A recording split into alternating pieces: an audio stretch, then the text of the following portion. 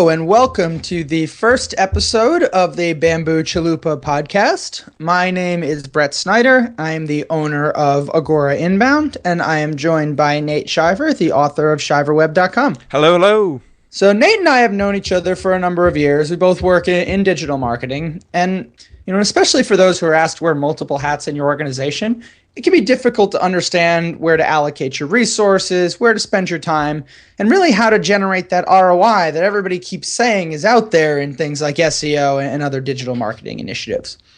SEO in particular is really a grand experiment in reverse engineering. Google is not going to tell us how their algorithm works. Why should they? And why would they?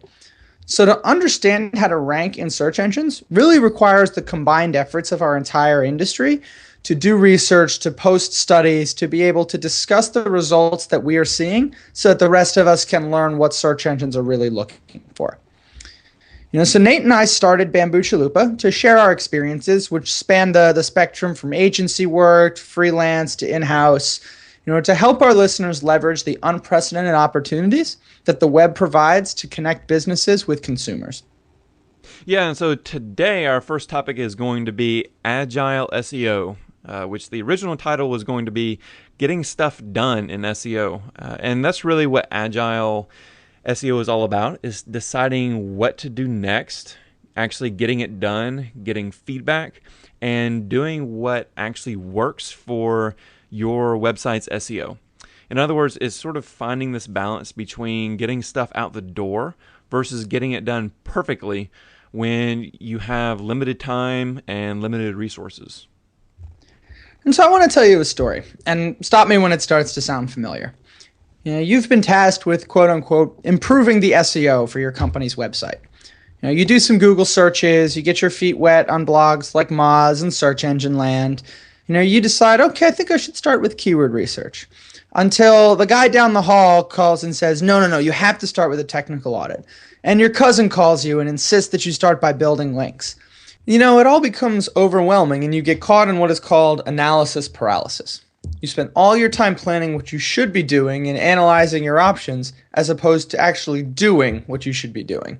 Yeah, and so that leads us to the actual definition of what Agile SEO actually is. So an Agile methodology is essentially the opposite of analysis paralysis, where you're picking one small initiative, a small micro strategy, and implementing it, getting feedback, and iterating based on the results of those little tests. When talking about Agile SEO, we first need to kind of understand a concept introduced by Eric Ries in the book Lean Startup.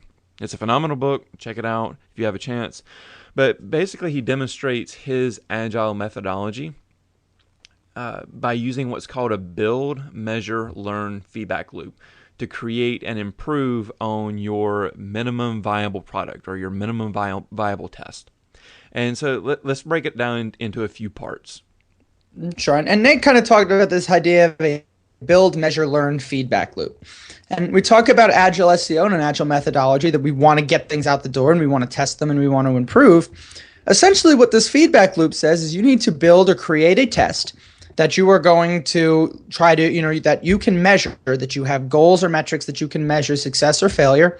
And then based on those metrics, whether it was done right, you do more of it. Whether it failed the test, you do less of it.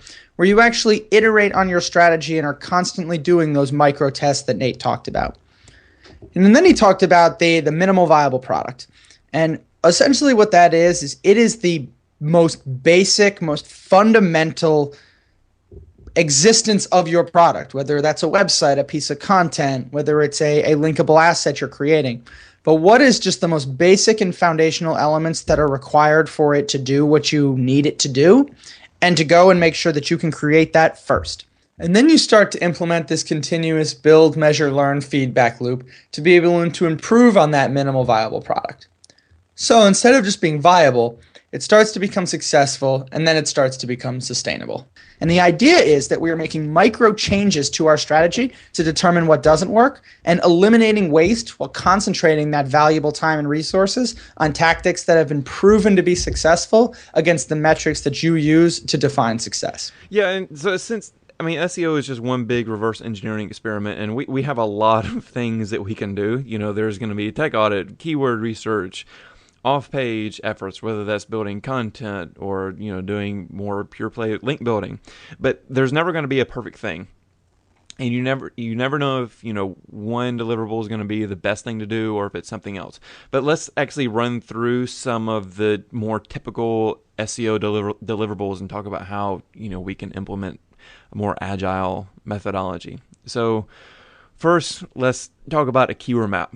So a keyword map is basically a way to take all the pages on your website and deliberately target certain keyword themes and phrases to each individual page, depending on whatever it's relevant for, to try to get it to rank for certain keywords.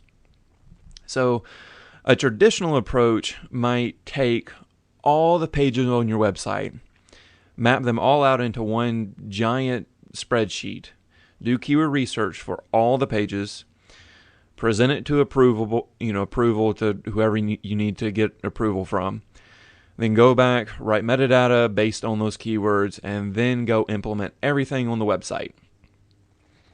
And the problem with this approach, as I'm sure you can kind of see, is it takes a very long time to do that amount of research. You are spending hours and hours and hours doing research without ever actually implementing anything on your website, without seeing with SEO, without seeing how search engines respond to it. So an agile approach is an exercise in working in small batches. So let's say you have 100 pages on your website. Rather than doing keyword research for all 100 pages before you start implementing anything, go and break them out and say, what are my top 10 most important pages? Start with those, do keyword research, and then start implementing your recommendations, getting approval on those 10 while you move in and work on the next 10, and so on and so forth. And this has kind of a dual benefit here.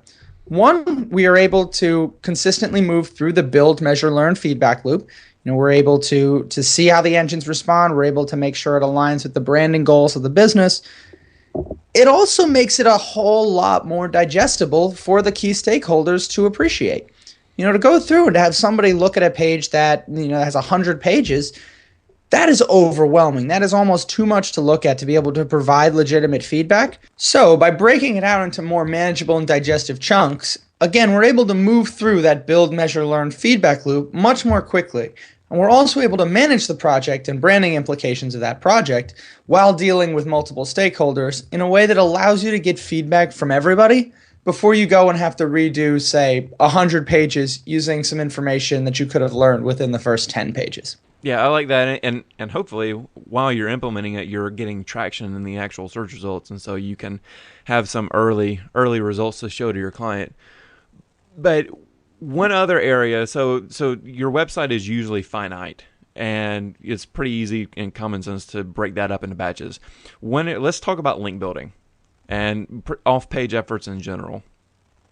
And this assembly line methodology, as we'll call it, the opposite of Agile, this analysis paralysis, it's no more pervasive than when we talk about link building or off-page, and particularly in outreach. You hear it all the time, or I can't start outreach if this isn't the most amazing asset ever conceived, or it's not perfect yet, so we can't start outreach. Or I can't start outreach until I have a list of 10,000 potential media outlets that would be interested in this asset. And the problem here is all you're basing your asset on is you're basing it on a very tunnel visioned view of what you and your team think the audience wants, rather than basing the strategy on what based on running tests and being able to work in small batches, what your audience is interested in. And again, here, you can be a lot more agile if you just focus on getting actual feedback on your end goal, which typically for off-page strategies and SEO is, can this strategy get a link? Can we get mentioned on another website? And to get that feedback, you have to get something out the door. You have to send an email. You have to send a phone call. And what this means is doing a little bit of research, the absolute essential amount of research that could go into implementing your strategy, and then doing preliminary outreach, getting feedback from the webmaster, from a journalist, whoever you're reaching out to, and moving on. If you run into obstacles, like you can't find an email, you can't find a contact, no one responds to you, or the idea just falls flat after doing just a little bit of outreach, that'll save you a ton of time and resources, and so that you can go back to the drawing board and start building on something that's actually going to work. And you can use this when the asset is in development. You can use it when you have a beta version of it. You can use this approach before the asset even exists. You can do outreach and try to build some relationships with journalists or bloggers or other media outlets to be able to understand if there's even any interest in creating this off-page asset, whether it's running this promotion, building this widget, creating this piece of content. You can use this approach of getting feedback from your audience and understanding what those obstacles are or what you need to do to change, but before you invest considerable time into the strategy or before the asset is even created. All right, well, let's talk about one SEO deliverable that is something that's going to be more permanent, more standalone, and more of a heavy lift, and that's blogging. Blogging I don't even know if I would call it a deliverable. It's one of the most popular and in a lot of ways a broad and unfocused recommendation in the SEO world, because people don't seem to understand when they come up with this idea of creating a blog how much work and time it really takes to do it correctly. SEOs have been harping on this concept of content is king since Bill Gates wrote it in a paper in 1996. And we know search engines love content. So if you want to rank in search engines, you need content. And that's not untrue, but simply producing any content and putting it up on a website is very easy. I can go in there and I can produce content in the next 10 minutes if I just write what I'm thinking for the next 10 minutes. That doesn't make a blog post, and that doesn't support your marketing goals, your branding goals, and it doesn't provide a return on the investment of your time and resources, which is the ultimate goal of anything you're going to do with that valuable time and resources. Yeah, and so what you can actually do to take an agile approach to deciding whether or not a blog is the right way to go for your SEO strategy is to integrate research into your brainstorming and editorial calendar and planning. Basically getting pre-feedback on content on a section of your website that doesn't exist yet. So look and see, are there... When you look for topics in your industry in the search results, are there results from your competitors or from industry journals that you can improve on? Can you go to places like Quora, which is basically a question and answer forum, like Yahoo Answers Grown Up, or Reddit, which is basically a lot of communities all focused on talking about different topics, or Twitter, and you can go to these places where people are asking questions and look to see what kind of questions are they actually asking. What content do they want to see that doesn't exist? Is that something that you can go and produce? Or you can even, run a backlink checker on your competitors or industry journals and see what type of content is already doing well or can be improved upon. And if you go and look and see all these questions that aren't being answered, if you see all this content that you could obviously do better, that's probably a good bit of feedback that, blogging or producing consistent blog posts would be a good strategy.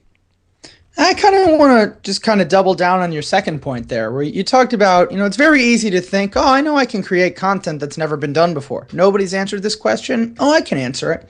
But a lot of times you look like, oh, this person already answered it. I see a result for it. Take the time to pull up that result. Read it. See if somebody is saying, for example, what do Americans think about soccer? If the number one response was written 8 years ago, the American impression of soccer has changed considerably over 8 years. A refreshed perspective would be very valuable to answer the same question. Just to give a couple more examples of ways that we can find these types of information, because that's what we want you guys to learn here, is we want you to learn how to implement this agile approach. You can use things like Google Suggest. What different queries is Google suggesting people search for when they type in one of your root terms? Shows you some variations of ways that people might have questions. You can use, you can actually ask your audience what they're interested in. And I'm sure a fair number of our listeners right now came in through the shiverweb.com email newsletter. You can send out a question or a piece of content to your newsletter subscribers and say, hey, this is exclusively for my subscribers right now. Interested to know what you think. and then go back and use that feedback before you publish it for, for the world at large. And so the idea here is that we want to make sure that we are putting it out there for public feedback.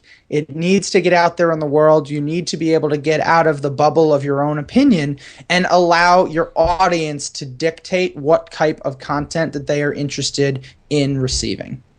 I like that. And kind of the broad lesson from all these deliverables is think in small chunks. What's the smallest chunk you can get out there to get feedback so that you can actually move in the right direction?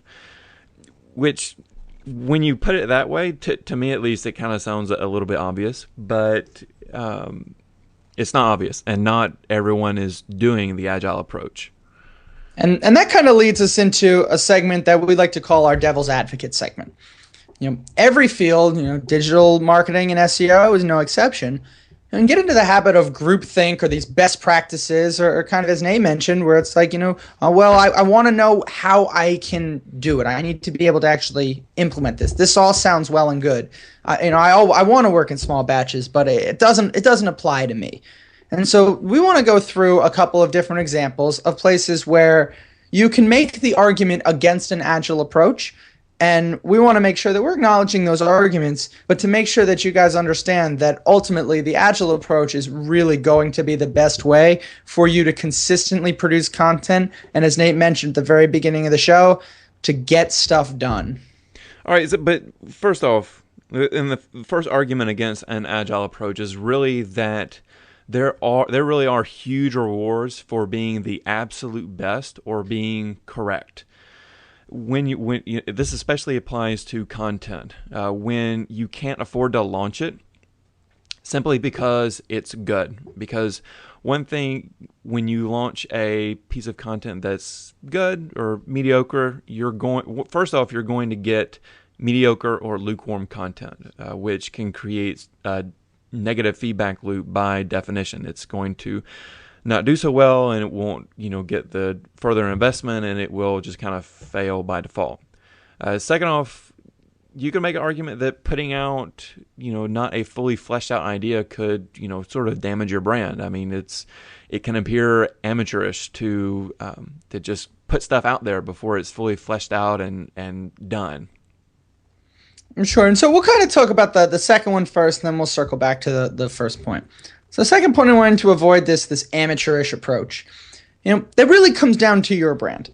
If your brand has to be 100% exactly right, perfect all the time, you need to make sure you are allocating the necessary resources to create that. It's not saying that it can't. It's really, you can't argue with the fact that there are huge rewards for being the best and correct. The argument against that, and the argument for an Agile approach, is that is a very ideal approach to, or a very ideal way of looking at digital marketing. We all wish that we had 3 times as many hours in the day to be able to create this perfect, brilliant piece of content every time. But that is not the reality. An Agile approach really kind of grounds you into the reality of where we are in terms of you have finite time and resources, and if you can get something 80% right and published, is always better than getting something nothing done, getting 0% published, and which is really the real risk of waiting for perfect. I also want to talk about the idea of, I want to kind of give an analogy with a baseball team. Nate and I have talked about this before as an analogy that works in a lot of ways. We're talking about this type of content where everybody loves home runs. Nobody's going to say, I went and I saw a home run and I was really upset. But home runs don't necessarily win games in and of themselves. You need to have a balance between the people who swing for home runs, but also the people who are able to get on base. If you are up at bat and you hit 1 home run for every 4 at bats, the other 3 you strike out, there are definitely ways that you can win games with that approach. But an Agile approach allows you to go step up to the plate, be able to settle for some singles, some doubles, and then be able to, when resources and time allows, to be able to really create that kick-ass piece of content and swing for the fences. And it comes down to having the specific goals for that content, whether it's links, shares, traffic, being able to measure those goals.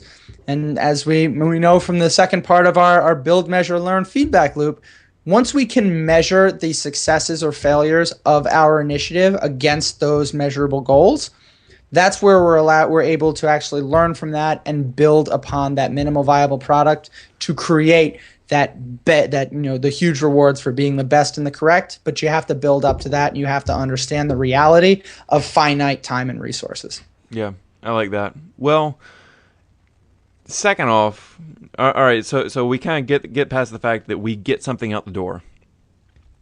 You can argue that for SEO at least, and for content, it can be really difficult to get statistical significance. So, we get something out the door, and something can look like it's succeeding when it's really just noise or seasonal ups and downs. Maybe we're testing our approach to outreach and we happen to get a bite for the first one. How do we know that that's going to extend to the full target website list? Or if we're building out a new landing page and we happen to get traffic, how do we know that that's not just seasonal and not, or just a random thing that's going to fall away? And so the key here again is that second part of the build, measure, learn feedback loop. So you have to know how you define success and failure while you're creating this hypothesis, and you have to track your KPIs against that content. So really, you simply have to be able to look at your hypothesis objectively and say, if the goal was to get links, that yeah, maybe it was an outlier that we got one link, but there's no reason not to continue pursuing it. And now if we start to say, okay, now we've done it for another 10 and we only got the one link for the first one. And now we're up to 15 and we still only got the first one. And okay, now you start to do more. Statistical significance really is only applied when you have a significant number of, it's just a mathematically significant number of trials. But you have to be able to establish what hypothesis you're looking to test, have measurable metrics that you can evaluate against. And you also have to know that those success metrics are going to have to evolve over time. Every time you go through the build, measure, learn feedback loop, you should understand that I am testing something a little bit different. If I want to see if I got more subscribers with this headline than I did with the previous headline. So you can compare against past trials, but to compare against past trials, again, you need to get something out the door. You need to have something to compare it to. As we mentioned before, track your key performance indicators, know what you hope to get out of your metrics, and as best you can, attribute down the successes or failures back to those specific metrics. But understanding that especially in SEO, you're never going to be able to fully attribute to any one particular factor, which I think segues nicely into what I know Nate was going to kind of throw out as his last devil's advocate here when it comes to the actual attribution element. Yeah, which is that, Google alone makes 600 or more algorithm changes a year. They have more than 200 ranking factors. Bing, they say that they have over 1,000, and even outside of search engines, there's hundreds and hundreds of factors that that can affect your organic traffic. And since the agile approach, like you said, puts so much emphasis on measurement and feedback, it's not really practical to change or shift strategy in an agile way. PPC or a dev project can. Can agile actually be applied to SEO, which is more of a world where we don't control so much? I would make the argument that agile approach is even more important in a world where we don't control so much, because we're constantly having to figure out what we can control and how the search engines respond to it. When talking about attribution, unfortunately, it's one of those situations where in a lot of ways you simply cannot know. But that's okay. SEO is a series of educated guesses. It's a series of using build, measure, learn to create validated learning from a continuous and collective feedback loop. The goal is not simply to succeed. The goal is to learn. So if we experience unforeseen successes or failures when we execute on a particular strategy, we learn something. Whether that means we learn how our strategy needs to evolve, how our content asset or our website needs to evolve, or even how the search engine's algorithm is evolving. When we test things on a constant iterative basis, we put ourselves in a position to constantly learn. Yeah, I like that perspective. I was talking with someone in the field of PPC, and they made the point that there's never a failed campaign if you learn from your data, and that you can look at a failed campaign just as that you're paying for more data. I think that applies to SEO as well. And I think with PPC is always, it's always a luxury that PPC has where they have these metrics. Yeah. They are paying for every one of these clicks, and they need to understand, where is my money going. SEO is not so direct. It's a little bit more of an indirect and more of a nuanced way to evaluate ROI. But at the same time, you are still investing your money. You don't see your dollars associated with clicks, but you see your dollars associated with the time spent on a particular piece of content, the number of conversions that drove, if there are assisted conversions. We can track what we can track. We can complain about differences or what Google allows us to see and what they don't until we're blue in the face. But at the end of the day, there are things that we know and there are things that we don't. And our goal with an agile approach is to increase the number of things that we know so that we can continue to learn and continue to succeed. Yep, I like that. Well, before we wrap up the show, let's just run through a few tips that you can use to make an agile approach work. So my top 3.5 would be, one, to specifically define your key performance indicators. So, we all want to say we want to increase organic traffic, or we want to increase our rankings. Break that down as specifically as possible. Say we want to increase our category level pages by 30%, not just invent a number. Look and see what kind of revenue your category pages drive if you're an e-commerce site, and try to make reasonable ballpark, but very specific KPIs. 2, always annotate in analytics. This is a free, easy feature, and it's something that whenever you make a change to your website, you can't go back and attribute success or failure to something unless you know when and what it was. So annotate in Google Analytics what you've done. Number 3, prioritize the pages you're working on based on impact. So there's always going to be loose ends in SEO in both technical, on page, off page. Prioritize based on what's already working and what's actually going to drive the business forward. And kind of when we talk about that whole prioritization and the whole everything that Nate's talking about with your KPIs and your analytics, all of this is designed to validate your assumptions. You have to start with an assumption. It's what it is. It's why you are, why you have the role that you have in your organization, because your assumptions are valuable.